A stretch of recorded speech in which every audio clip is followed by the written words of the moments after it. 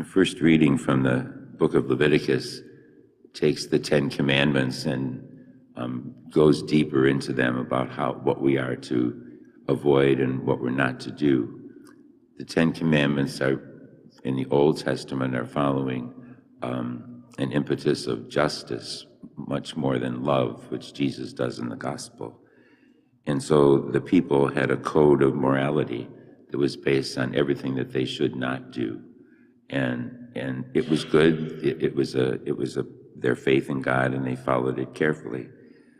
But the Old Testament is a precursor to the New Testament. And when we read the gospel, which is the scene of the final judgment, notice that Jesus is going to judge us not on how much we believed, but on our faith, on our love.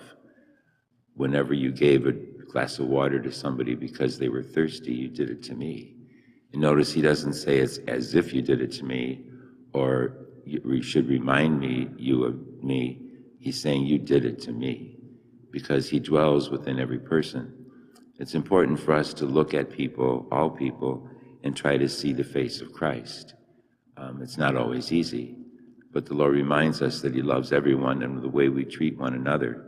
It says in the final words of the Old Testament reading was, you shall love your neighbor as yourself.